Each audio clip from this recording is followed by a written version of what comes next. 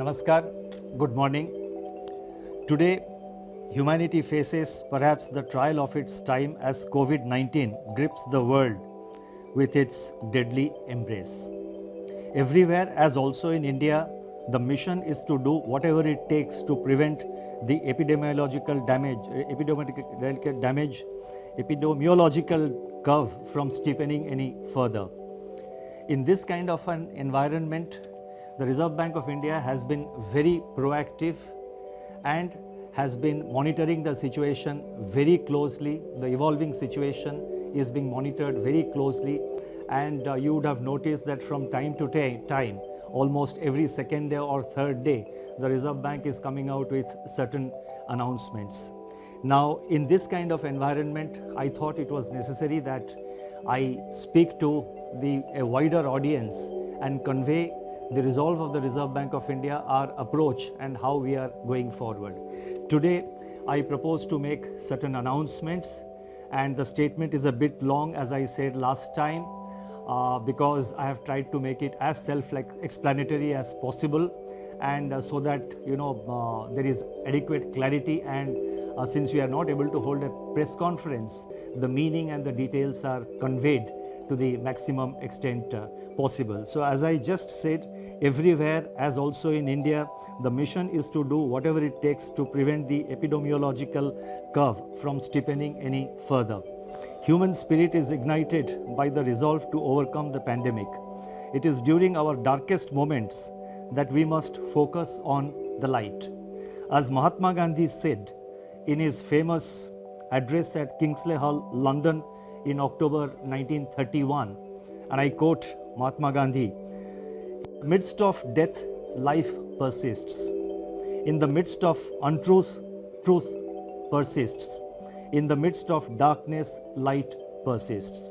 Before I begin, I wish to place on record our gratitude to all the functionaries and personnel in the government, the private sector, banks and other financial institutions who risk their lives on a daily basis by going to work or by working from home to fight the pandemic by keeping essential services fully operational. Our deepest appreciation goes out to doctors, healthcare and medical staff, police and law enforcement agencies who are at the front line. In the RBI, I would like to specially commend and thank our team of 150 officers, staff and service providers who are in quarantine away from their families and are at work 24/7 to keep essential services such as currency in circulation, retail and wholesale payments and settlement systems, reserve management, financial markets, liquidity management, financial regulation and supervision, and a host of other services available so that the nation may survive COVID-19. Banks and financial institutions have risen to the occasion and have ensured normal functioning. Their efforts are praiseworthy. I would like to thank my colleagues in the Reserve Bank of India who set aside personal health concerns and joined me in fashioning the array of measures taken by the RBI in the context of COVID-19. I also thank our teams for their intellectual support, analytical work and logistical arrangements. I would first like to highlight or give our assessment of the current economic situation. Since March 27, 2020, when I spoke to you last, the macroeconomic and financial landscape has deteriorated precipitously in some areas, but light still shines through bravely in some others. On April 14, the IMF released its global growth projections, revealing that in 2020, global economy is expected to plunge into the worst recession since the Great Depression, far worse than what had happened during the global financial crisis. The IMF's economic counselor has named it the Great Lockdown, estimating the cumulative loss to global GDP over 2020 and 21 at around $9 trillion, which is greater than the economies of Japan and Germany combined. Within this downturn, the projections are replete with even sharper declines in output in various countries. India is among the handful of countries that is projected to cling on somewhat tenuously to positive growth at 1.9%. In fact, this is the highest growth rate among the G20 economies as estimated by the IMF. The World Trade Organization sees world merchandise trade contracting by as much as 13 to 32%. I repeat, 13 to 32% in 2020. Global financial markets remain volatile and emerging market economies are grappling with capital flow and volatile exchange rates. Crude oil prices remain in a state of flux despite the agreement on production cuts by OPEC Plus countries. For 2021, the IMF projects sizable V-shaped recoveries, close to 9 percentage points for the global GDP. India is expected to post a sharp turnaround and resume its pre-COVID, pre-slowdown trajectory by growing at 7.4% in 2021-22. Over the last 3 weeks, there have been a few data releases on domestic developments, but they are too disjointed to allow a comprehensive assessment of the state of economy. Yet, there are a few slivers of brightness among the encircling gloom. In my statement of March 27, I had referred to continuing resilience of agriculture and allied activities on the back of all-time highs in production of food grains and horticulture, with huge buffer stocks of rice and wheat far in excess of the buffer norms. By April 10, pre-monsoon Kharif sowing had begun strongly, with acreage of paddy, which as you know is the principal Kharif crop, up by 37% in comparison with the last season, that is in comparison with the Kharif of 2019. States such as West Bengal, Telangana, Odisha, Assam, Karnataka and Chhattisgarh are leading in sowing activity despite the lockdown. On April 15, the India Meteorological Department IMD forecast a normal southwest monsoon for 2020 season, with rainfall expected to be 100% of the long period average. These are early developments and they bode well for our rural demand, supported as they are by accelerating fertilizer production, which was noticed up to February 2020. The robust growth of 21.3% in tractor sales up to February 2020 as against a contraction of 0.5% in the corresponding period of the previous year may provide an offset to farm labor shortage on account of the lockdown. In other production sectors, the situation is more somber. On April 9, the Index of Industrial Production for February was released, showing that industrial output accelerated to its highest rate in 7 months. The impact of COVID-19 is not yet captured in these prints. So therefore, there is no reason to get misled by the IIP data which was released up to February, because the impact of COVID-19 comes thereafter. More tellingly, however, the revival in electricity generation, a coincident indicator of demand that had commenced from January 2020, has been halted by a sharp fall in daily demand in the range of 25 to 30% after the lockdown announcement on March 25th. Automobile production and sales, port freight traffic declined sharply in March, as recently released data indicates. The Manufacturing Purchasing Managers Index, that is PMI for March 2020, which was released on April 2, was the lowest in last 4 months. Notably, suppliers' delivery time lengthened for the first time in 5 months, indicating supply disruptions.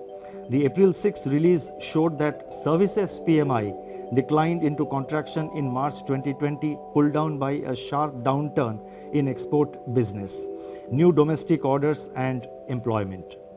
In the external sector, the contraction in exports in March 2020 at minus 34.6% has turned out to be much more severe than during the global financial crisis. However, amidst all this, the level of foreign exchange reserves which we have continue to be robust at US $476.5 billion on April 10th, equivalent to 11.8 months of imports. Turning to the status of banking operations since the nationwide lockdown was imposed by the Government of India, the RBI has taken a number of steps to ensure normal business functioning by the entire banking sector. As a result, payment infrastructure is running seamlessly. Banks have been required to put in place business continuity plans to operate from their disaster recovery sites and or to identify alternate locations for critical operations so that there is no disruption in customer services. Our data show that there was no downtime of internet or mobile banking. On an average, ATM operations stood at 91% of the full capacity. The average availability of business correspondents is over 80%. Regional offices of RBI have supplied fresh currency of rupees 1,20,000 crores from March 1 till April 14th to currency chests across the country to meet increased demand for currency in the wake of COVID-19 pandemic. Banks have indeed risen to the occasion by refilling the ATMs regularly despite several logistical challenges.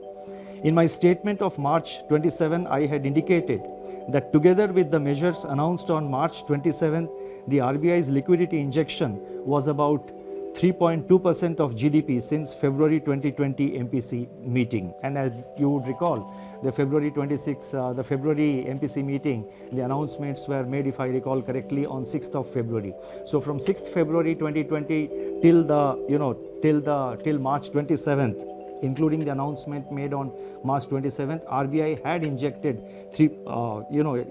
liquidity of an amount equivalent to 3.2% of our GDP. Since then, that is since March 27th, surplus liquidity in the banking system has increased sharply in the wake of sustained government spending. Systemic liquidity surplus as reflected in net absorptions. I am talking about net absorptions, that is the difference between the taking into account both the reverse repo and the repo. So therefore, the systemic liquidity surplus as reflected in net absorptions under the LAF averaged at about rupees 4.36 lakh crore during the period March 27th to April 14, 2020.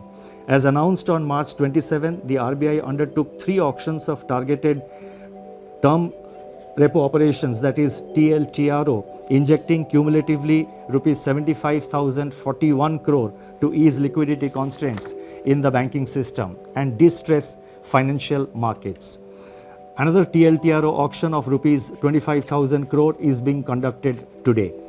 In response to these auctions, financial conditions, now this is very important, in response to these conditions, financial conditions have eased. I correct myself, in response to these auctions, financial conditions have eased considerably as reflected in the spreads on money and bond market instruments. Moreover, activity in the corporate bond market has picked up appreciably with several corporates making new issuances. There are also some indications that redemption pressures faced by the mutual funds have also somewhat moderated. Against this background, and as I mentioned that we have been constantly monitoring the situation after considerable internal deliberation and after monitoring the evolving situation, and in our effort to see that the financial system is fully functional, the markets are fully functional, we have in RBI decided to announce certain additional measures, and I would now like to elaborate upon them.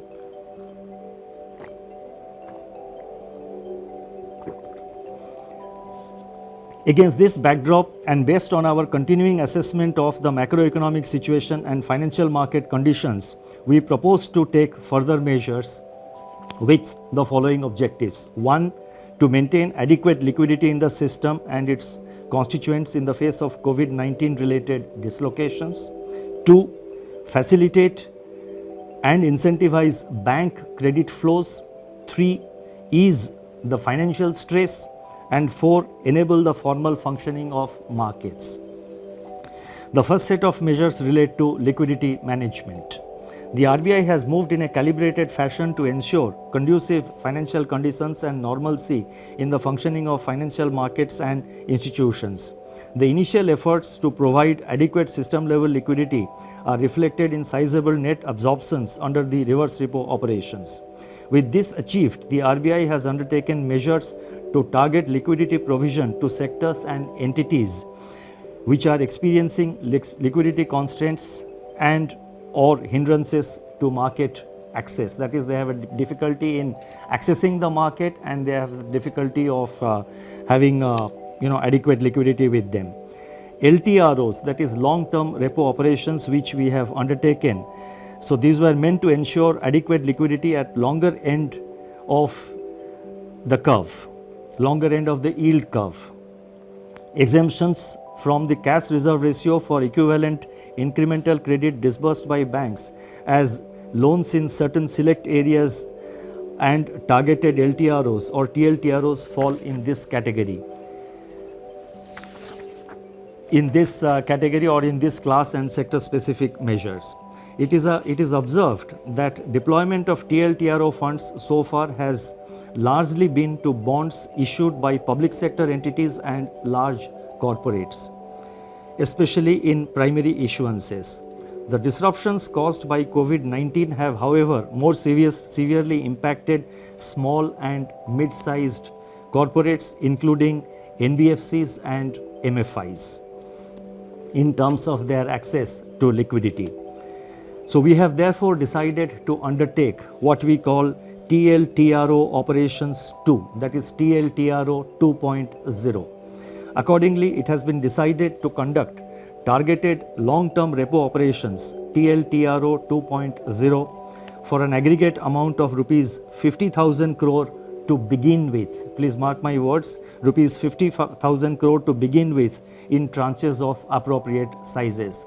Based on our assessment of the evolving situation and based on the pattern of utilization of this 50,000 crore by the market and in the market, it is always open for RBI to step up this amount beyond 50,000 crores as per requirement or as may be necessary to see that various segments of the market, various segments of the MFIs, the NBFCs and other institutions in terms of liquidity, they remain well lubricated.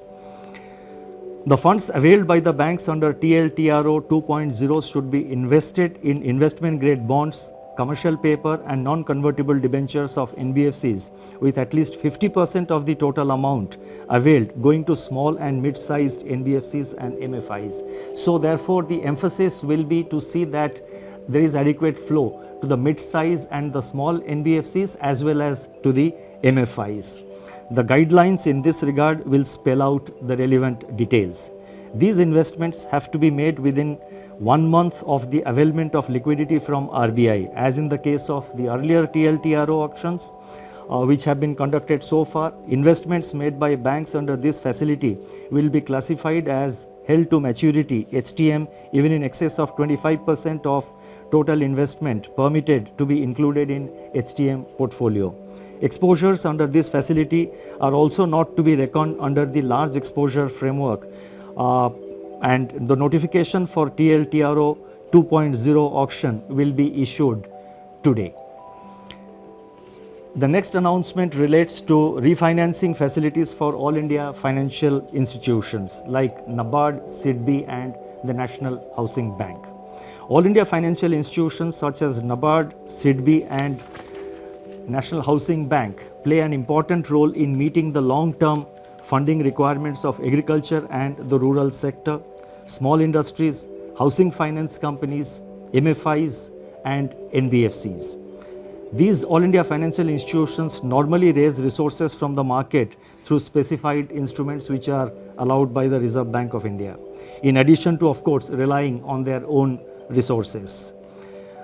In view of the tightening of financial conditions in the wake of COVID-19 pandemic, these institutions are today facing difficulties in raising resources from the market. Accordingly, it has been decided to provide special refinance facilities for a total amount of rupees 50,000 crores to NABARD, SIDBI and NHB to enable them to meet sectoral credit needs. This will comprise of rupees 25,000 crore to NABARD for refinancing regional rural banks, that is RRBs and cooperative banks and microfinancial institutions. Rupees 15,000 crore will flow to SIDBI for on-lending and refinancing, and as you know, SIDBI will be lending this money to, by way of providing refinance to scheduled commercial banks as well as to other financial entities, NBFCs, MFIs, etc., who sanction loans to the MSME segment of the economy. And NHB will be allotted rupees 10,000 crore for supporting housing finance companies, HFCs. Now these amounts which I announced, that is totally 50,000 crore, of which 25,000 crore goes to NABARD, 15,000 crore goes to SIDBI, and 10,000 crore goes to NHB. These amounts have been determined and decided in consultation with these institutions. Should there be additional requirement by these institutions, and again depending on and based on the actual utilization of resources provided, funds provided by the liquidity provided by the RBI, if there is a further requirement, the RBI will assess the situation, review it, and take further measures to step up this level of liquidity support. Advances under this facility will be charged at RBI's policy repo rate at the time of availment. So these institutions get it today as per the repo rate, which is 4.4%. So therefore this will enable these institutions to provide the refinance at an affordable rate, at a reasonable rate, when they extend this money to various lending institutions. The next announcement, and this is very important, relates to the LAF, Liquidity Adjustment Facility, and this relates to fixed rate reverse repo rate, that is the reverse repo rate. As I have mentioned earlier, the surplus liquidity in the banking system has risen significantly in the wake of government spending and the various liquidity enhancing measures undertaken by the RBI. On April 15, the amount observed under reverse repo operations was 6.9 lakh crore. Earlier, what I had given about the system liquidity, that was net, that is the difference between the repo and the reverse repo. What I am now saying is one way of flow at the end of every day, how much flows from the system into the RBI through the reverse repo window. That has been in the order of, on April 15th, the RBI absorbed rupees 6.9 lakh crore through the reverse repo window. So that much of surplus was available with the system. Now, in order to encourage the banks to deploy these surplus funds in investments and loans in productive sectors of the economy, it has been decided to reduce the fixed rate reverse repo rate under the liquidity adjustment facility by 25 basis points from 4% to 3.75% with immediate effect. So I repeat, the reverse repo rate is being reduced by 25 basis points from 4% to 3.75%. The policy repo rate, however, remains unchanged at 4.4% because that is a matter which is decided by the MPC, and also the marginal standing facility rate and bank rate, they also remain unchanged at 4.65%. The next announcement relates to ways and means advances for states. On 1st April 2020, RBI had announced an increase in the ways and means advances limit, WMA limit of states by 30%. It has now been decided to increase the WMA limit of states by 60%, by 60% over and above the level as on March 31st, 2020 to provide greater comfort to the states for undertaking COVID containment and mitigation efforts, and also to plan their market borrowing programs better. This we expect will help the states not to bunch up their borrowing program in the early part of the year, but to space it appropriately as per their requirement. The increased limit will be available, that is this increased limit of WMA up to by 60%. This facility will be available till September 30th, 2020. The next set of measures are related to regulatory measures. On March 27, 2020, the Reserve Bank had announced certain regulatory measures to mitigate the burden of debt servicing brought about by disruptions on account of COVID-19 and to ensure the continuity of viable businesses.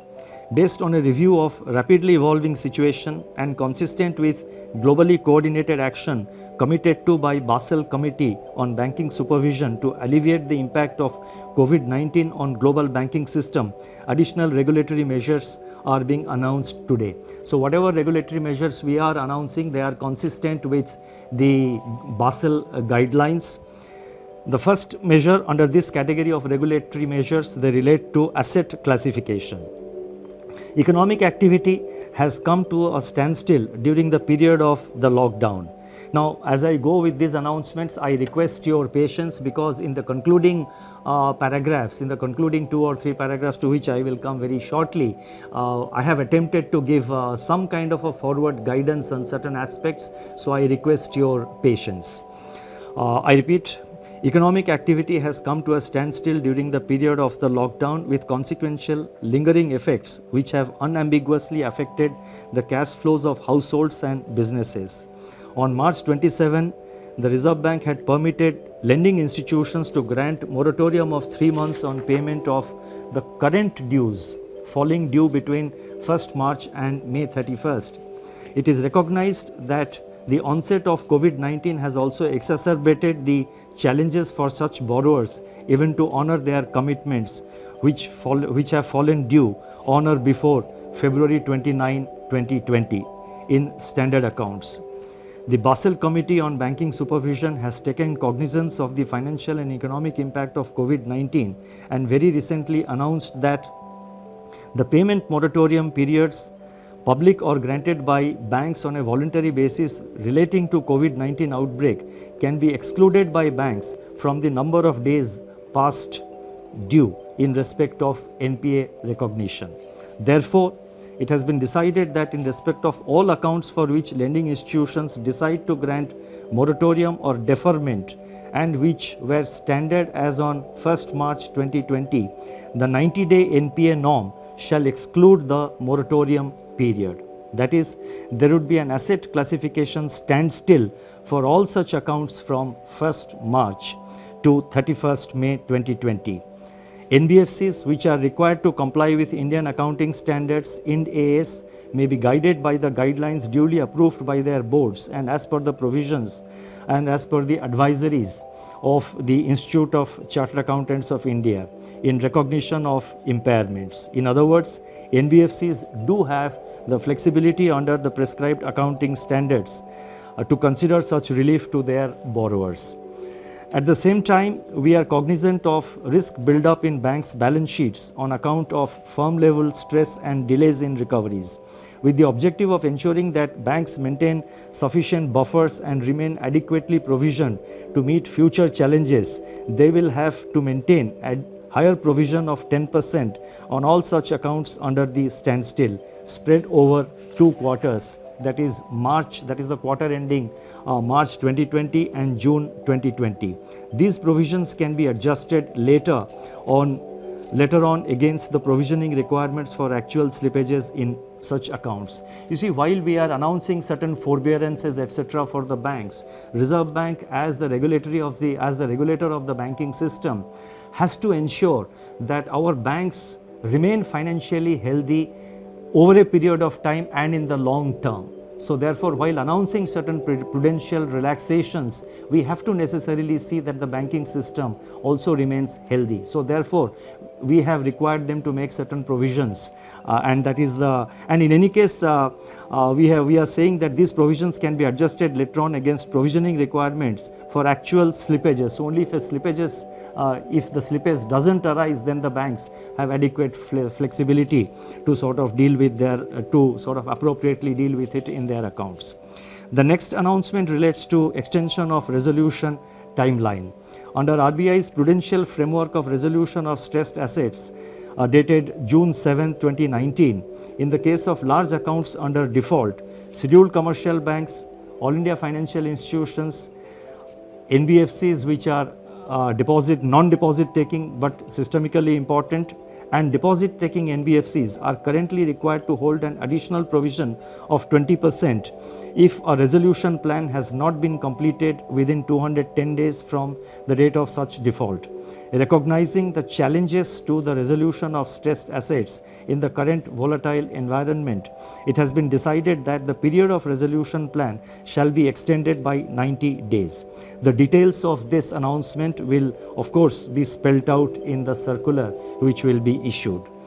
The next announcement relates to distribution of dividend.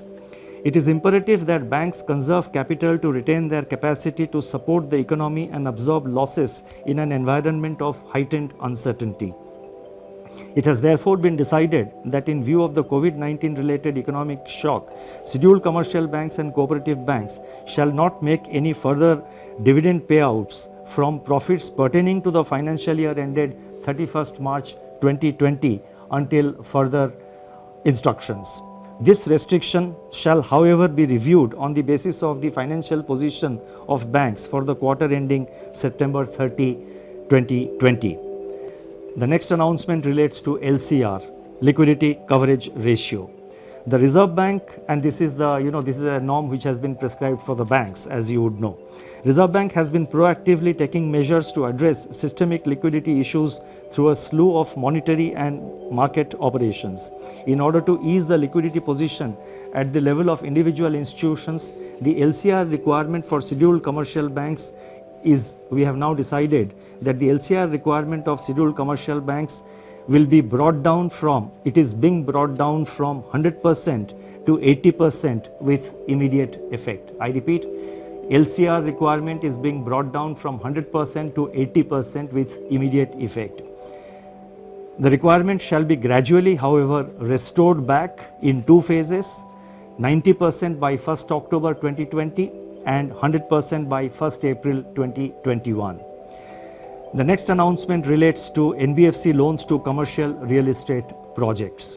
In terms of extant guidelines for banks, the date for commencement of commercial operations, DCCO, in respect of loans to commercial real estate projects delayed for reasons beyond the control of promoters can be extended by additional 1 year over and above the 1 year extension permitted in the normal course without treating the same as restructuring. And restructuring, as you know, would obviously have implications for asset classification. It has now been decided to extend a similar treatment to loans given by NBFCs to commercial real estate. This will provide relief to NBFCs as well as to the real estate sector. Now, before I go to the concluding remarks, let me mention that the RBI, as I mentioned earlier, is monitoring the situation very closely. We are very vigilant about the developments, and whenever required, we will make necessary announcements.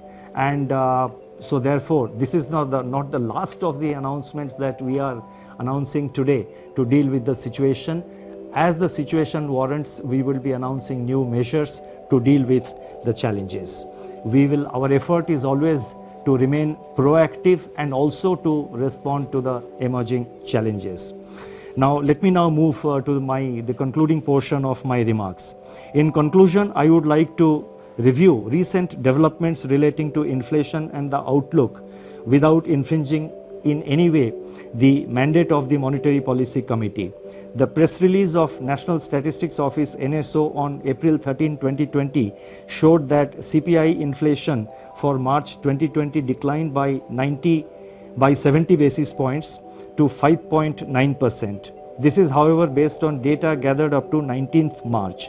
The data showed a softening of food inflation by around 160 basis points on account of the easing of prices of vegetables, eggs, meat, fish, pulses, etc.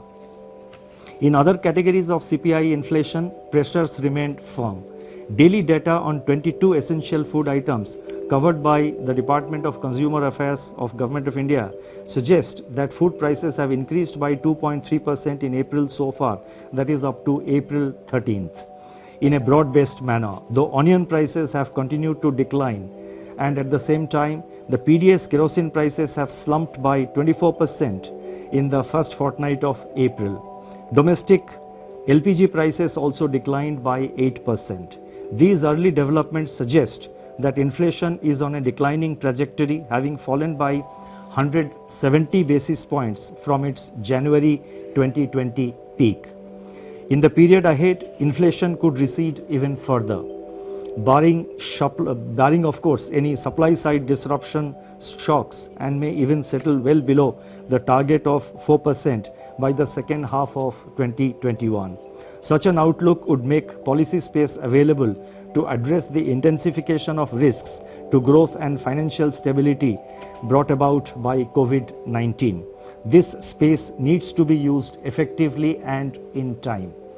The RBI, as I said earlier, will monitor the evolving situation continuously and use all its instruments to address the daunting challenges posed by the pandemic.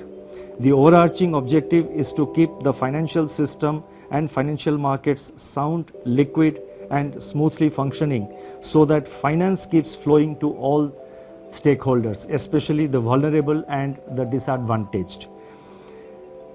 Regulatory measures that have been announced so far, including those which are announced today, are dovetailed into the objective of preserving financial stability.